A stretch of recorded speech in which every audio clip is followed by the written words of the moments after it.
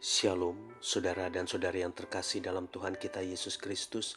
Marilah kita luangkan waktu beberapa menit untuk berkencan dengan Tuhan saat ini, agar dari hari ke hari kita semakin dekat dengan Tuhan, sehingga hidup kita semakin diberkati dan menjadi berkat. Kencan dengan Tuhan, Rabu 20 September 2023. Bacaan dari Injil Matius bab 22 ayat 39. Dan hukum yang kedua yang sama dengan itu ialah, kasihilah sesamamu manusia seperti dirimu sendiri. Demikianlah sabda Tuhan, terpujilah Kristus.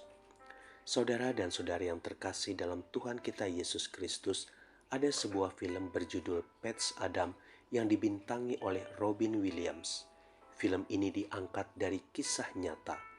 Cerita dimulai dengan Hunter Adams yang depresi dan melakukan percobaan bunuh diri namun terselamatkan, sehingga dia secara sukarela masuk ke rumah sakit jiwa. Dia bertemu dengan satu pasien yang langsung bertanya sambil mengarahkan 4 jarinya. Hunter menjawab, 4. Orang itu berkata, salah. Hunter ditempatkan satu kamar dengan Rudy. Rudy terkena fobia tupai. Ketika ingin buang air kecil, ia merasa ada banyak tupai. Selanjutnya Hunter melakukan tindakan bermain-main dengan tembak-tembakan yang seolah-olah menembaki tupai. Setelah tupainya dianggap sudah mati, akhirnya Rudy bisa buang air kecil. Hunter akhirnya tahu orang yang menyodorkan 4 jarinya adalah Arthur Mendelsohn, seorang inovator yang terkena sindrom jenius.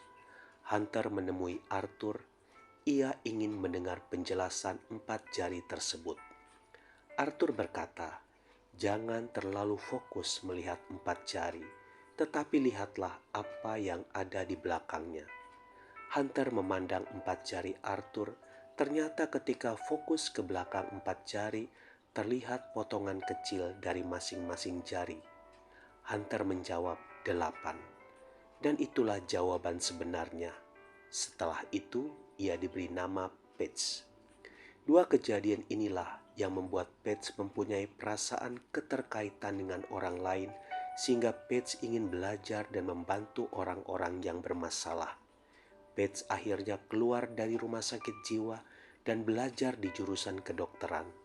Di kelas kedokteran, Patch dikenal sebagai mahasiswa paling tua, paling cerdas, serta lucu.